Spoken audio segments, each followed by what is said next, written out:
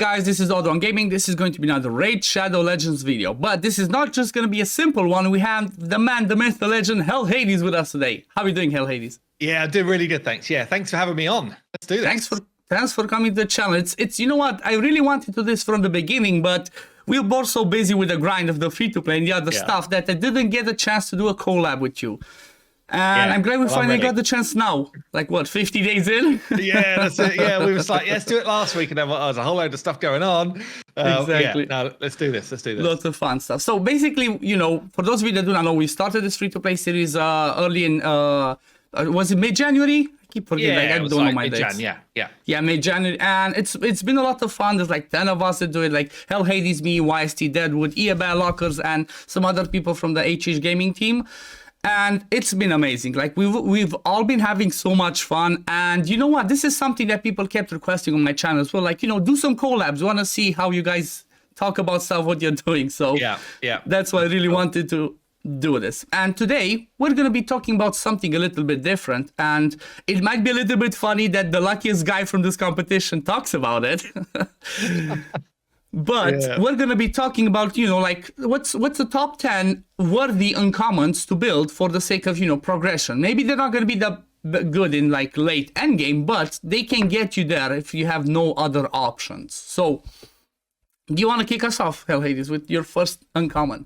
Yeah, and I'll kick you off with one that I used this time round and actually last time round as well. That's how kind of versatile this is. So we're going to go to the Outlaw Monk, right? Okay. And basically, if you did not start with Kale, or even if you did anything early game clan boss, it should just be about trying to pump poison damage in.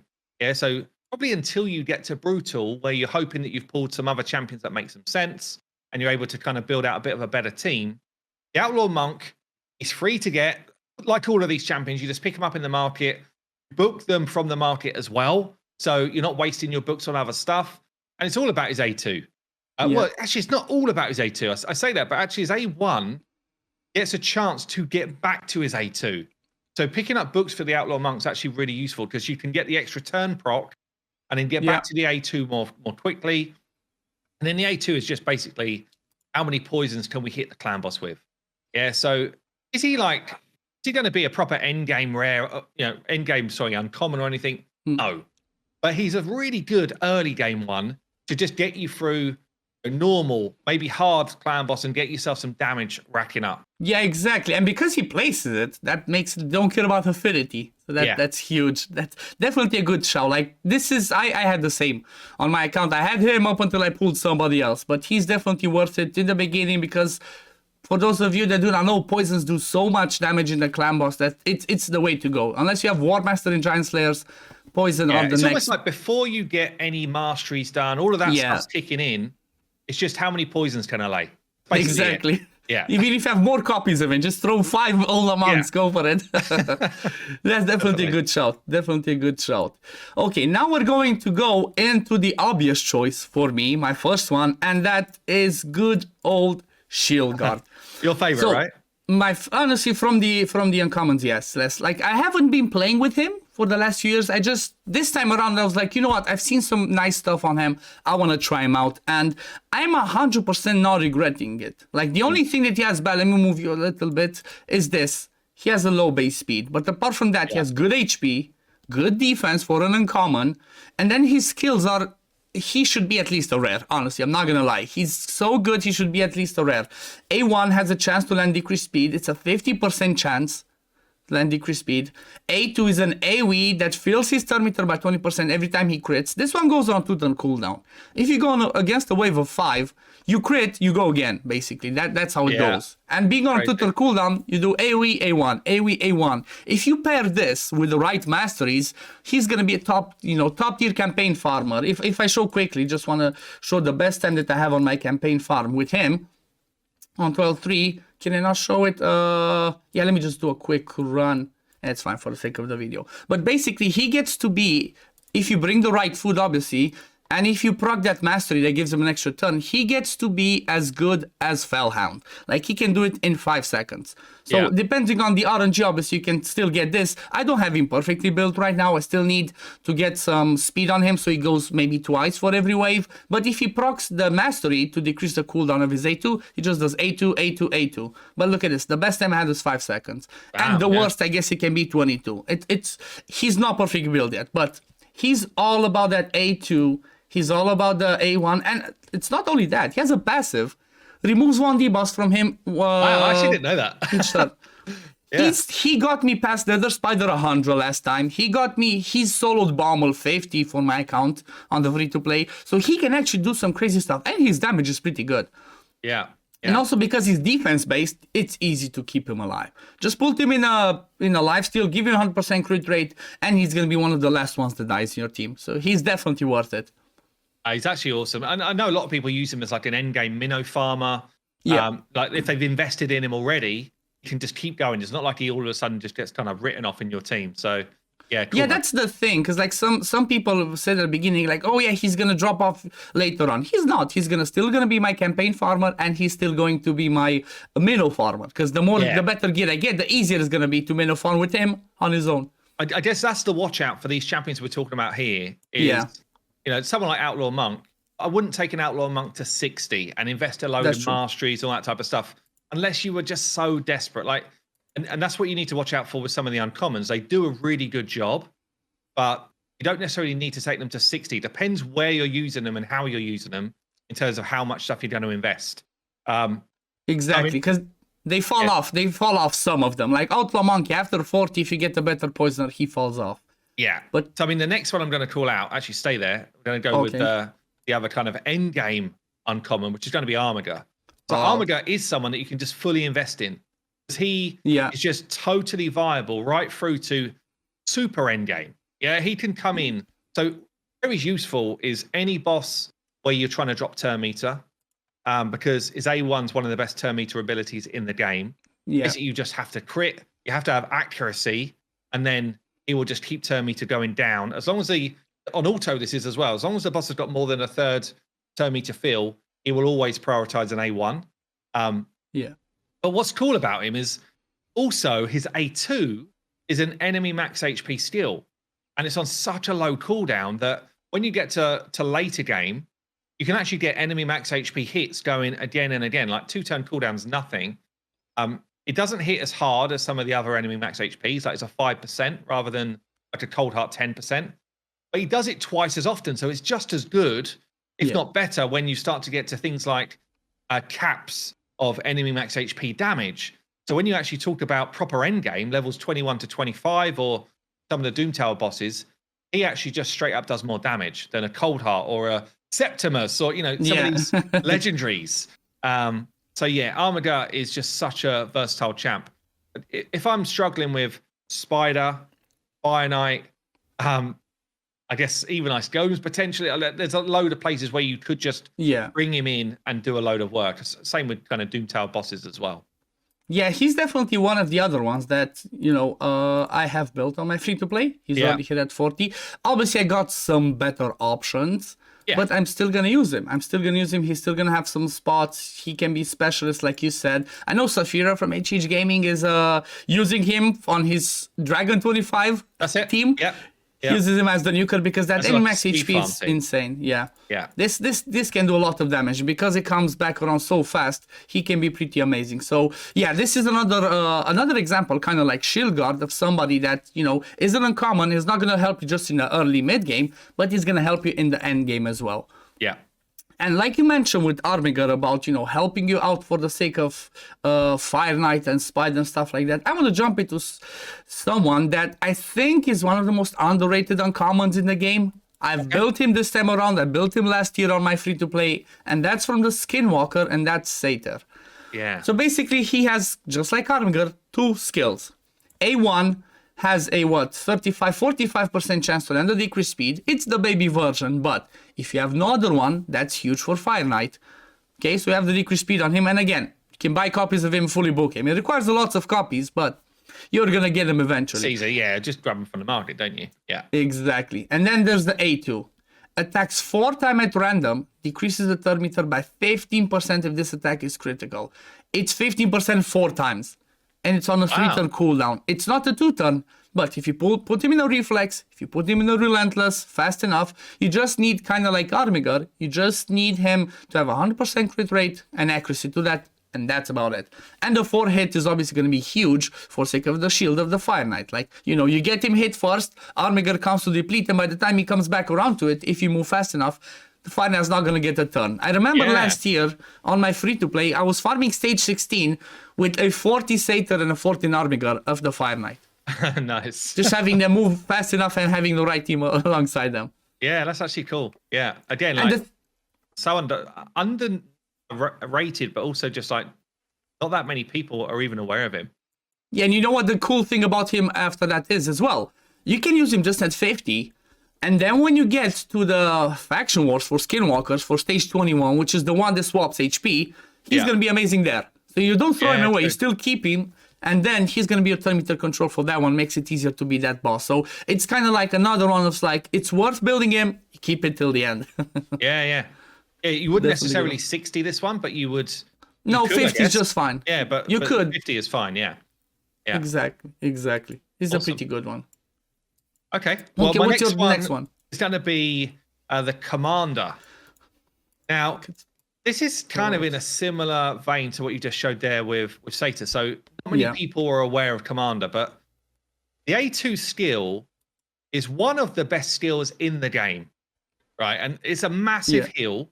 Yes, you heal someone with your lowest HP 40% of this champion's HP, and it's not decent HP pool. Yeah. But the thing is, it completely fills the turn meter of the person you heal. So what you can actually do, let's say you need, let's say you need Armiger to keep doing turn meter drops. Yeah, you could actually target this on Armiger and constantly get him back to full turn meter so that he's basically rotating a turn meter drop with Commander. Cool thing as well, it's on a 3-turn cooldown. You know, it comes out very quickly. Just an underrated, very quick for an uncommon as well, like over 100 speed, I think. Yeah. Just 101, yeah. So just for a faction war champion, for someone just to kind of push you through content where you can't quite get your main champion's abilities away quick enough, Commander can come in as a really good 40 or 50 and do the job. Absolutely don't need 60 this champion. In fact, there's just really no point. But you know, the steel is just so good on the A2.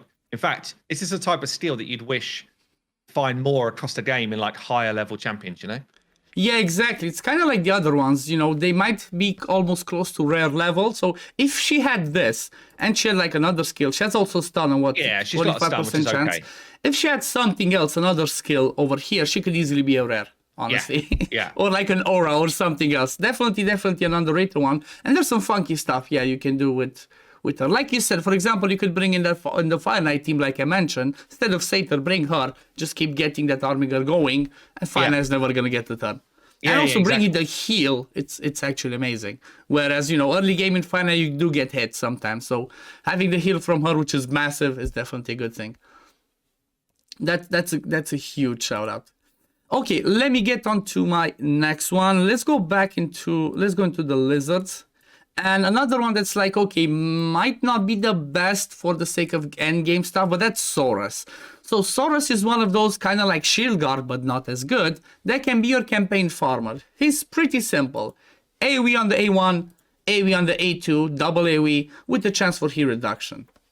Straight up simple. You don't need to think too much about it. If you don't want to build, if you don't want to build somebody else for your campaign, like I chose to build Shieldguard instead of Aethel, you can go with the Saurus. Or if you don't want to do that, you can still keep copies. Like what I'm doing again on my free-to-play, since we're all in the free-to-play vibe, is I have one that's a 3-star. Let me see, level 18. I have some gear on him. He's my Faction Wars level 1 farmer. Yeah. He has AoEs, he kills the waves. If you don't have anybody else, it's always worth keeping somebody like that, which again, you can book with himself. Just keep him for the sake of farming your faction wars. And you can get into 40-50, he can keep doing the damage. You can put him in a stun set, and you can be a stunner. What's interesting is sometimes Lady H says to me, like, I can't do today's advanced quest because I don't have anyone that could do faction wars. And actually, Saurus is just someone that could come in from literally day one and Yeah. do a job for you if you couldn't do Lizardman, for example. Yeah. That was one of my goals on this free-to-play account. Up until obviously you start getting champions, better ones, and all that. I always wanted to have at least one champion per faction that can do stage 1. May there be AoE ones, may there be somebody that kills stuff fast. I always wanted to have people to do those faction wars. I cannot do it maybe always the boss part, but at least I can do stage 1 and I think we mentioned this in on the collab in your side. I'm gonna pin that in the comment because I think I forgot to mention that we already did a video on your side. Okay, but yeah, I did mention that it's like that's silver. So farming faction wars with somebody like him, it's just straight up silver. So it's worth investing in him, getting 30, 40, and then when you outgrow him, honestly, if you don't get past level 40, he can be a 5-star chicken. So you know, it's not like you lose the investment; you just transform it into something else. Yeah, 100%. Okay, well, the next one I'm going to shout out here is someone I did a video on a while ago from High Elves. It's going to be Elfguard. Now, Elfguard it's another turn meter control champion. So we called out a couple here, but Elfguard's turn meter control is based on the enemy's turn meter bar. Yeah, so if you were trying to hit the decreased turn meter here with the A2, and it's not a 2-turn cooldown, by the way. Yeah. If it was full, the turn meter bar, then it would literally reduce it to half. If it was only like 20% full, you'd reduce it from 20% to 10%. So it's not quite as effective or as consistent as someone like an Armiger. But definitely if you're struggling with something like Scarab boss and trying to keep his turn meter down, Elfguard can come in really strong. Same with Spider. Anyone really where you just cannot get that turn meter down and you need like a cheap investment, then actually Elfguard can do a job for you. Also brings decreased attack on the A1, which is kind of nice against especially someone like Spider. Again, I would never take an Elfguard to 60. I don't feel like it's worth it. But the other thing with someone like an Elfguard is if you're struggling with faction war bosses, particularly bosses I find, then dropping turn meter is often the way to make them way easier. So, you know, you could run her as 40 or 50. You still get the same benefit out of the abilities. You just need to make sure you've got the accuracy to do it and, you know, reasonable speed. But just because it's on a 2-turn, it's so quick. Yeah, exactly. You know? So quick. And then like, just cycle back to it. Yeah, I feel like she's kind of the same way that I'm suggesting to use a Satyr for the sake of Fire Knight because of his multi-hits. Satyr would not be good, for example, for Spider because he has at random. But her, she's straight up on the boss. So she could be that level 40 alongside Armiger that keeps the boss's turn meter down. So that's definitely a good shout. Definitely a good one for sure. And the baby decrease attack can help. Like if you do get hit, it's not bad. It's not bad. Yeah, you're gonna build accuracy on her anyway for the turn meter depletion. So that's kind of guaranteed to land as well. I mean, guaranteed, 25% chance. It's on a 1-turn. Doesn't matter. Turn meter. That's all you care about. It's a little bonus, but it's not the main reason you use it. Yeah. Okay, so I'm gonna jump into someone that I think I will actually be building on this free-to-play if I cannot do my Spider 20 for the sake of the progress missions, and that is Zephyr Sniper. Like she's one of the OG cheese champions for the sake of Spider. She was one of the first cheeses that I saw, definitely for an uncommon, She's like, the way you would build her, it's a bit RNG, but it's all about this. The A1, that's an AoE. Has a 15% chance of increasing the cooldown. You don't care. It's an A1 that's AoE. She's a defense-based champion. Basically, what was the cheese, you would have her built in there. I think she was 60'd, but you would have her built with the HP level so that she's always the one attacked. So everybody else's HP would be higher. She would be the one that's always attacked by the spiderlings. And you would build her with lots of defense, not HP. So every time spiderlings attack you, I think you have like 4 chances to proc the Retribution Mastery to counterattack with the AoE 1, and she would be in a lifesteal, so she would heal back up. So let me show the Mastery exactly that I'm talking about. Let's go to this one. So this one basically has a 50% chance to counterattack when this champion loses 25% of their max HP or more from a single skill. So she would be the one taking this. She would be in high resist, so obviously she doesn't get poisons, because then she would die, but you would just rely on this one. It was a bit RNG, but you know, it was one of the original Spiders. Exactly. Spider like 20 or Spider 19 strats where people just couldn't get through it. And Zephyr Sniper came in kind of big. Because I think Yeah, 20 being spirit. So if you have everybody else if you have nobody that's force, this works perfect because you can, everybody's neutral or strong. It's always going to go. This is something I'm not sure how many people know, but when it comes to PvE content or like content in general, they do tend to attack you, first of all, if there's strong affinity against you. And second of all, they attack the person that has the lowest HP. So like I said, because she is defense-based, her HP is pretty good. And the defense is pretty high. Just noticed 1200 defense. Yeah, I actually feel like they didn't even necessarily build her as 60s. Like when they did this strat, because you needed to chunk enough of your health to proc that retribution hit. Retribution, it's actually a really like tight window of stats that you need, because you need to take 25% of your health as damage. Yeah. But you also need to be able to survive at least 3 hits, and then, like you say, it's an RNG race. But exactly. But it is kind of fun. Yeah, it can work. Like if you have no other option, you know, you're gonna do it, because this Zephyr sniper could be the key between you getting Arbiter or not. You know, this could be the key for me. Okay, think you have one more. I got one more. Yeah, so it's going to be another barbarian. This is probably a luxury build, but it's a lot of fun. In fact, there's quite a few from the barbarians here. But anyway, Outrider. People don't realize this dude is an absolute nuke of an uncommon, right? So he can hit as hard as like epic champions in the game. In fact, his multipliers are nuts, and it's mainly just about his AoE. His A3 on his AoE here, it just hits really hard, and it's on a 3-turn. It's just really an option as an arena champion.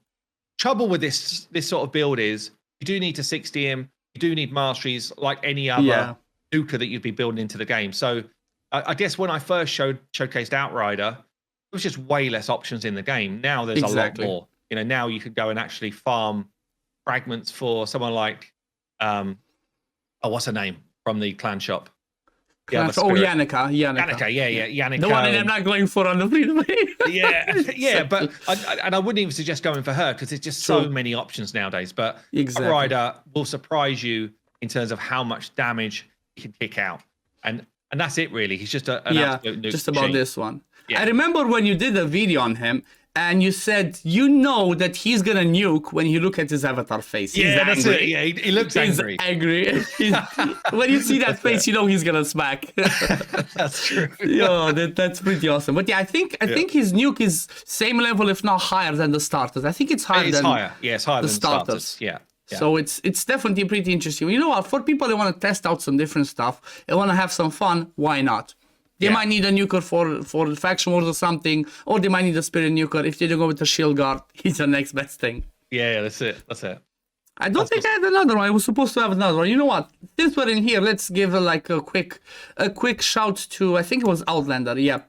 There's some other people that do some interesting AoE thermimeter control. For example, Outlander. It's not 100%, but he can drop 30% of the thermimeter. It's on a 3-turn cooldown. Then there was there was another one.